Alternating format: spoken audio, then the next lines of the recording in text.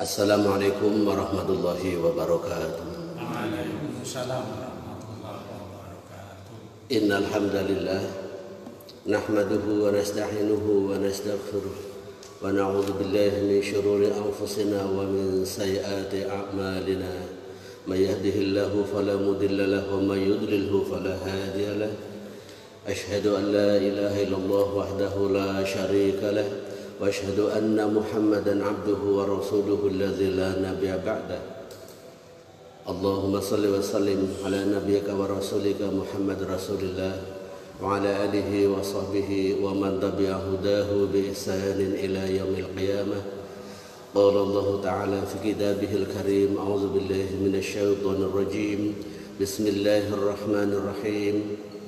Wasari'u ila maghfiratin min rabbikum wa jannatin 'arduha as-samawati wal ardu u'iddat lil muttaqin. Allahumma arhamna bil Quran.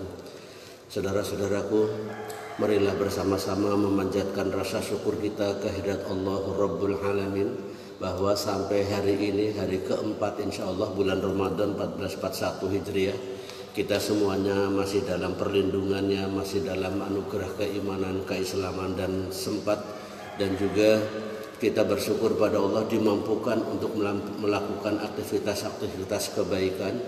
Mudah-mudahan ini pertanda baik bahwa Allah sayang pada kita, Allah merahmati kita, dan Allah meridhoi kita insyaallah. Salawat dan salam semoga Allah limpahkan pada Nabi Muhammad sallallahu alaihi wasallam. Begitu pula semoga Allah limpahkan kepada keluarganya, para sahabatnya, saudara-saudaranya, para nabi dan para utusan, dan semoga Allah limpahkan juga kepada umatnya yang istiqomah dalam Islam. Mudah-mudahan kita ada di antara mereka insyaallah. Amin. Mengawali majelis kita, mari bersama-sama membaca lafal basmalah. Bismillahirrahmanirrahim. Saudara-saudaraku, di kesempatan kemarin kita sudah membahas tentang saum, berpuasa. Salah satu hikmahnya adalah melatih kita bersifat sabar, dan Allah tidak menyia-nyiakan kebaikannya orang yang bersabar. Kemarin sudah kita singgung sekilas, tapi pada kali ini akan kita bahas lebih mendalam bahwa bersabar ini merupakan suatu perjuangan yang harus dilakukan oleh setiap insan di dalam menjaga iman. Karena seorang sahabat senior Abdullah bin Mas'ud, beliau pernah mengatakan as-sabru nisful iman, sabar itu setengahnya iman. Sahabat Ali bin Abi Thalib pernah memberitahukan kepada kita juga, as-sabru wal imanu bimanzilatir ra'si, sabar dan iman itu kedudukannya seperti badan dan kepala. Idza dhahaba sabru dhahabal iman. Kalau sabar hilang, maka keimanannya itu juga hilang. Kita sudah mafhum semuanya bahwa bersabar ini adalah merupakan sesuatu yang penting dalam hidup. Manusia akan sampai kepada kebahagiaan kalau dirinya memiliki sifat sabar. Karena kalau tidak ada sabar, manusia merasa sempit. Meskipun banyak hartanya, kalau tidak punya sabar merasa kurang. Meskipun jabatannya sudah tinggi, meskipun sudah terkenal, kalau memang dia tidak memiliki kesabaran dalam dirinya, maka dirinya merasa tidak nyaman dengan keadaan itu, tidak bahagia. Karena bahagia itu harus dibarengi dengan kesabaran. Dan Allah Subhanahu wa taala, kalau kita membaca ayat kemarin yang nanti juga kita ulang lagi insyaallah, memberi hak kepada orang-orang sabar suatu derajat yang tinggi. Di dunia dia akan bahagia, akan sukses, akan hidupnya indah, dan di akhiratnya nanti ditempatkan di tempat alam surga dan ridho Allah Subhanahu wa taala. Dua kemuliaan yang Allah akan berikan pada orang-orang yang sabar. Untuk kali ini insya Allah akan kita bahas beberapa poin. Yang pertama adalah macam-macam sifat sabar yang harus kita lakukan. Kalau kita melihat dalam catatan para ulama, sabar itu setidaknya dalam 3 hal. As-sabru 'alal masaib, bersabar dengan musibah-musibah yang ada, atau ala aqdarillah, atas kehendak Allah. Kemudian yang kedua, as-sabru 'ala ibadatillah, bersabar saat beribadah kepada Allah, saat mentaati Allah. Dan yang ketiga, yang mungkin ini dipandang perjuangan sangat berat bagi setiap manusia adalah as-sabru ala ijtinabi maharimillah, bersabar menjauhi larangan-larangan Allah. Karena di poin terakhir ini kadang-kadang larangan Allah itu gurih, larangan Allah itu menguntungkan, larangan Allah itu menyenangkan, maka perjuangan yang terakhir ini berat. Tetapi kalau yang pertama dan kedua sudah bisa dilalui, maka perjuangan yang ketiga ini enteng saja. Bahkan orang nanti akan merasa jijik dengan larangan-larangan Allah, karena memang bukan makomnya, bukan tempatnya dia ada di situ. Kita pertama kali mau bersama-sama menyimak firman Allah dalam Al-Quran, tentunya surat Al-Baqarah yang perlu kita simak bersama-sama pagi hari ini. Ya sudah tentu di ayat yang nomor 153,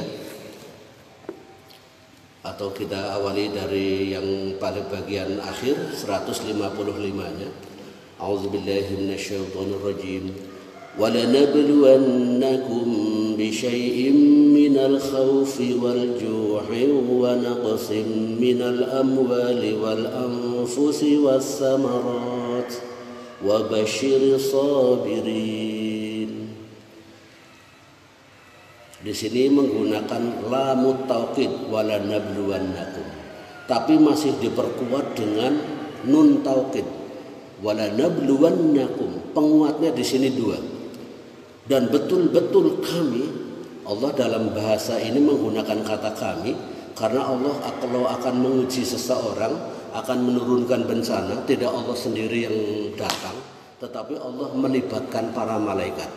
Seperti dulu pernah kita dengar ada tamu kepada Nabi Ibrahim, sama Nabi Ibrahim disuguh makanan tidak mau, dia bilang kami ini para malaikat utusan Allah, tidak makan yang kalian makan. Nah kemudian lalu apa tujuan kamu ke sini? Saya pertama memberi kabar pada kamu bahwa istri kamu akan hamil, kemudian nanti kami akan pergi ke sebuah tempat, di sebuah tempat itu kami akan membinasakan kaum itu. Nah kaum itu adalah maksudnya adalah kaum Lut alaihissalam pada waktu itu. Ini artinya bahwa bencana itu bisa saja dalam bentuk bala, ujian dari Allah yang itu memang digerakkan ataupun dilakukan petugasnya para malaikat. Nah Allah dalam bab ujian ini, bencana ini menggunakan kalimat nahnu, walanabluwannakum bisyai'in, ujian yang akan kami timpakan pada kamu, bencana yang akan kami timpakan pada kamu diantaranya minal khauf, ada rasa takut. Rasa takut ini menghantui banyak orang, tetapi ini bentuknya ujian. Kalau kita menyadari ini ujian, maka kita akan mensikapinya dengan sabar. Walju, dan juga akan menguji kamu sekalian dengan kelaparan. Wa naqsil minal amwal, sedikit harta. Wal anfusi, sedikit jiwa atau kekurangan jiwa. Was-samarat, dan kekurangan buah-buahan. Wa basyiris sabirin, dan berikanlah kabar gembira bagi orang-orang yang sabar. Allah memberitahukan kepada kita sewaktu-waktu Allah akan menguji kita, orang-orang yang beriman, dengan ujian sifatnya ibtila, bencana. Bencana itu bisa dalam bentuk ketakutan, kelaparan, kekhawatiran, atau mungkin sedikit harta dan keturunan, ataupun sedikit buah-buahan. Allah menyebutnya buah-buahan karena buah ini adalah penyempurna makanan. Kalau buah-buahannya tidak sampai dana kita, ini berarti kita dalam kekurangan, maksudnya seperti itu. Itu sebabnya saudaraku,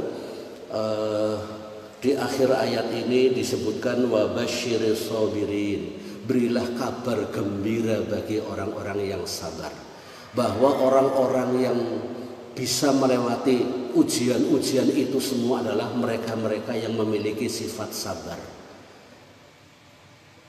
Kalimat sabar itu harus diucapkan dalam bentuk kalimatut tarji. Alladzina idza asabathum musibatun qalu inna lillahi wa inna ilaihi raji'un.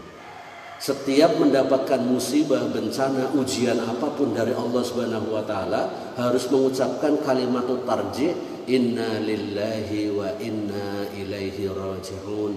Sesungguhnya kita semuanya ini adalah milik Allah, wa ilallahi raji'un dalam bahasa bebasnya, dan kita semuanya juga akan kembali kepada Allah.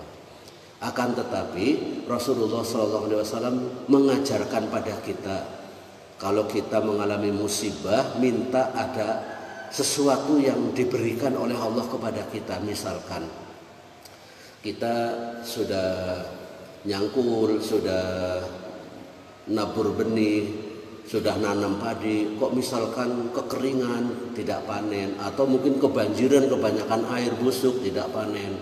Berbisnis, dagang, kita juga tidak sukses, dibohongi orang atau ditipu orang atau dirampok, naudzubillah. Mungkin kita sudah bisnis yang lain rugi, investasi dibohongin teman dan lain sebagainya. Itu musibah.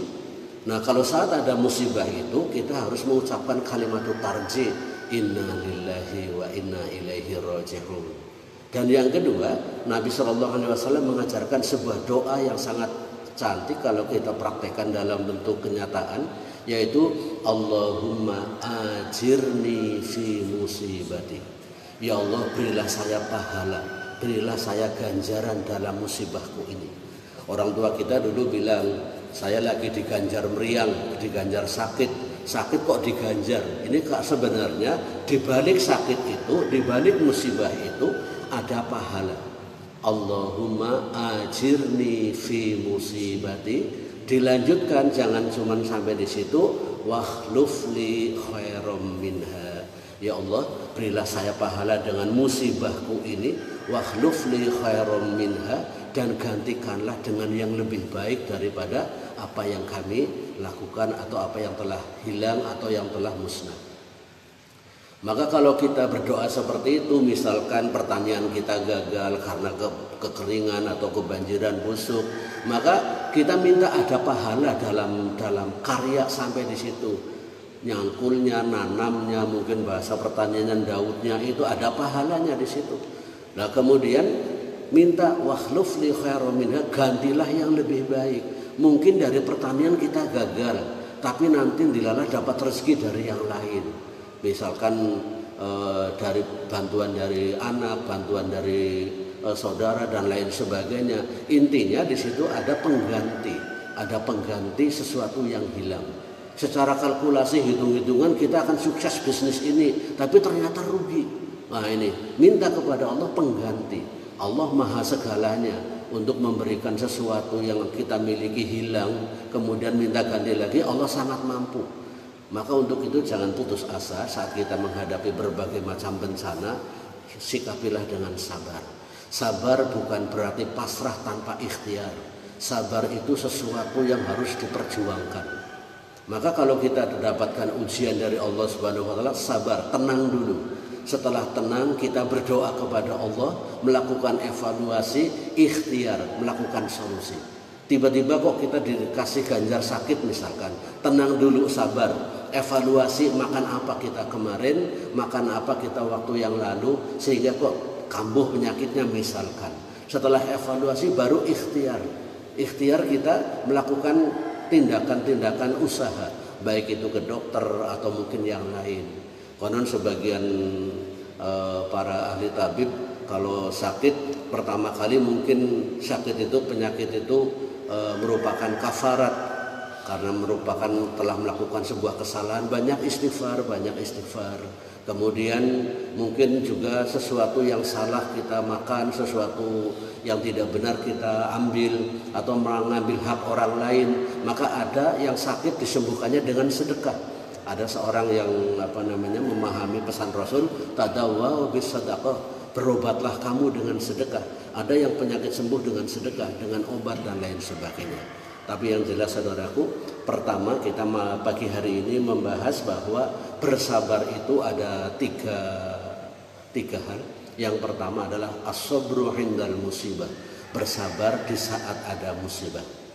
Nah, terakhir untuk mengingatkan kembali doa saat kita mengalami musibah, Allahumma ajirni fi musibati wakhluf li khairam minha. Ya Allah, berilah saya pahala, ganjaran dengan musibahku ini, wakhluf li khairam minha, dan gantikanlah dengan yang lebih baik. Ada seorang wanita muslimah sahabat Nabi namanya Ummu Salamah. Pada hari itu putranya meninggal dunia. kemudian dia berdoa dengan doa seperti itu, kemudian di tahun ke depan diganti dengan anak yang lebih solid yang bernama Umar bin Abi Salamah, menjadi sahabat kenamaan, menjadi sahabat yang sangat banyak meriwayatkan hadis dan kebaikan-kebaikan dalam perjuangan ini. Semoga bermanfaat. Saya doakan semoga kita semuanya dalam perlindungan Allah Subhanahu wa taala, dijauhkan dari bencana, sehat selalu, berkah selalu rezeki kita, dan mudah-mudahan Allah selalu memberi kemudahan kepada kita semuanya. Akhirnya kita tutup, subhanaka Allahumma wa bihamdika asyhadu an la ilaha illa anta astaghfiruka wa atubu ilaik. Usikum wa nafsi bitaqwallah. Assalamualaikum warahmatullahi wabarakatuh. Waalaikumsalam warahmatullahi wabarakatuh.